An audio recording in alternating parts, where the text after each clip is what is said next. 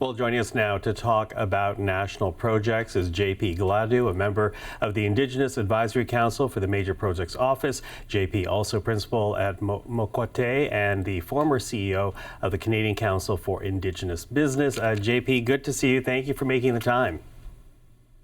Thank you. My pleasure, Michael. So, in announcing this advisory council, the Prime Minister said it was to ensure that projects move forward in true partnership. I wonder, is there a way of defining what that is, what it would look like, or is this something more amorphous that would be determined case by case? Well, I think there's been a lot of great examples of what partnership looks like for Indigenous communities, and I think it's up to the communities to decide what that partnership looks like.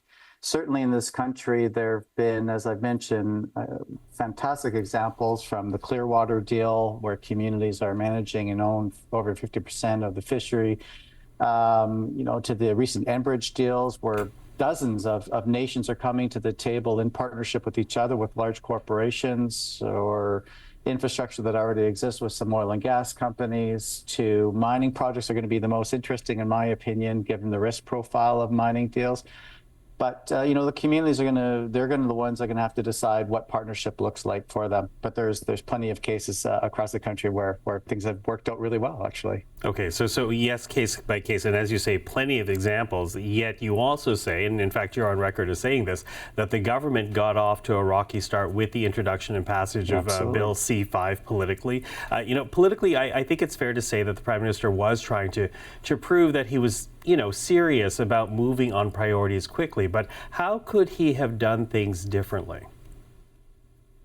Yeah, absolutely. He did get off to a rocky start, but he also recognizes we can't be doing the same thing and expecting different results. And there are community leaders, and I've met with them, talked to them, that are actually quite supportive of the idea of Bill C-5. There are nations that do want to move faster because there are opportunities in their backyards that they don't want to wait another 2-3 decades before they can elevate their communities through business and economic development. Getting off to a rough start, what they could have done better is, just working with the communities in advance. But again, the spectrum of communities that would be counter to the idea of actually creating a process that advances the conversations and the partnerships that we're talking about in an efficient way. 633 First Nations and 18 Inuit communities across the country. You can imagine how long that would take. So, certainly it was a bold step. I think the opportunity now is to make sure that communities are afforded seats at the table, and by no means does the Advisory Council, us 11 leaders at the table, speak for community, but we're there to advise the Major Projects Office on how to step forward in a good way with the combined experience, knowledge, and both from political and business on how to make these steps forward. Does the government, though, suffer from a deficit of credibility among some nations and some Indigenous groups, given that, as you said, it did get off to a rocky start? Yeah, absolutely. There's the spectrum. Again, there are nations and governments that have done really well. And what I like to lean on a little bit is the idea that industry and Indigenous partnerships, again, you'll see the spectrum across the country where there's been the good, the bad, and the ugly. But that is changing significantly from where I stand. And certainly it's not perfect. As an example, I live just south of the Ring of Fire, where there's been starts and stops, and certainly some reactions from the leaders to Bill C-5. But again, it's really up to the communities to decide how they want to move forward. So what do you then say to corporations, investors, even governments that see Indigenous communities as perhaps more hurdles than potential partners? Yeah, they're looking through the wrong lens. You need to start looking as Indigenous nations as a competitive edge. When nations are at the table when it comes to, say, the regulatory, you put nations out front, projects get built faster. So stop looking, from a government to government regulatory process, whether you're provincial or federal, stop looking at us as something that you have to do and actually put us in the co-pilot seat to help drive the regulatory process. That's when we get things done. From an industry perspective, look at us as your equity partners. Certainly gone are the days where industry is going to come in and do whatever they want and then ask us what they think of projects. They're coming in on the very front end now going, these are our partners. These are the ones with the workforce, with the knowledge of the lands and strong rights. If we get this right, and there are examples, as I've mentioned, where they see us as equitable partners, then we can advance these projects in a more expedient fashion that is reflective of community needs and aspirations. And then, even from a nation perspective, I hope more nations are going to come to the table with an open mind. To your earlier questioning, Michael, around this deficit of trust. Yes, there has been significant breaches of trust for a very long time. Every green apple that we've bitten into, it's been sour. Are we going to have the trust that our next green apple we're going to bite into is actually going to be sweet tasting? And I think, again, there are plenty of examples across the country where nations have come to the table with open minds and are actually driving business in concert with industry and actually driving government behavior, which is a good thing in my mind. Mm-hmm. So if you don't mind then, JP, I want to give a concrete example, because as you know, right now there's a big debate about a pipeline between Alberta to Prince Rupert in British Columbia. The provincial government of British Columbia does not see the economic case for it.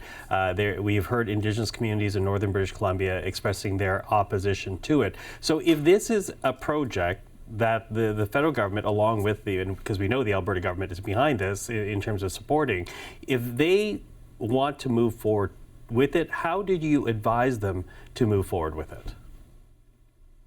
Well, firstly, yes, there are nations that are opposed, but let's look at the recent Enbridge deals, both in Alberta and BC. In BC, the 37, 38 nations coming together on a pipeline. In Alberta, 23 nations, including Métis groups. So we have to be very careful in making these generalizations that nations are opposed to resource development. That old narrative, we have to stop saying that, because there are many nations that are very pro-resource development when it's done right, when they're at the table managing roots, when they're at the table with the jobs and the procurement opportunities, and more at the table actually from equitable positions.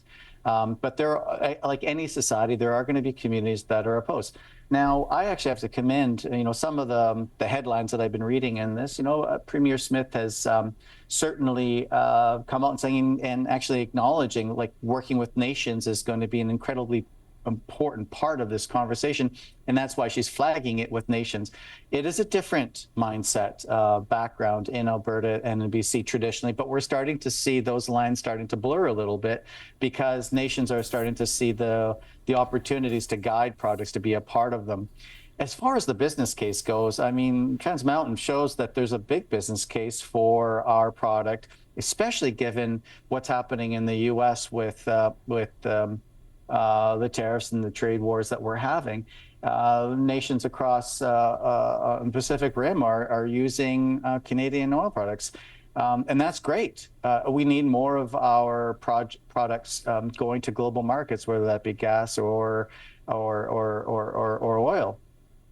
We've got to diversify our clients, just like any business. And, I think Prime Minister Carney is doing a great job. He's getting out there in the world markets and going, listen, Canada has a lot to offer in critical minerals, oil, gas. There is a business case for it. Now, some of the policies have to line up to make that, because there's talks of Canada being a super energy country, a superpower. Nations are going to be a part of that conversation and actually part of that equation, more importantly. Mm-hmm. Listen, I have about a minute left, and there is never enough time with you, because I've sat through conferences where you're giving speeches, taking part panels. I always want to hear more, but I think it's worthwhile to pick up on a point that you made. This idea that working with Indigenous communities in this country can be the competitive advantage. Explain that to us. When First Nations, and I'm being as a First Nation person, or Métis or Inuit communities, when you're in our territories, there's been plenty of court cases. Our rights are strong. You're not going to circumvent them. So then work with us to be able to get projects built by ensuring that we're on the ground, that we're, the whole idea of free, prior, and informed consent, the informed piece, make sure that our communities are informed and adequately resourced from human and technical capacity to be at the table with large resource companies. Again, I think what Enbridge has done has been incredible. They've resourced the communities to be partners at the table. They supported their technical advisors in finance and the environment, their elders, their leaders coming to the table. Communities felt informed. If communities don't feel informed, it doesn't matter what your culture is. If you don't feel informed, you're going to say no. So once we're at the table, we can help drive through these projects. We want to be part of the solution. We want responsible resource development projects that are going to advance our socioeconomic well-being, which we've been locked out of for a very long time. So consider us as your equitable partners. Consider us as your procurement, supply chains, and your workforce. We'll get behind you side by side, and we'll advance projects together, and that's being proven across the country. JP Gladu, appreciate the time. Thank you for this. Thank you, Michael.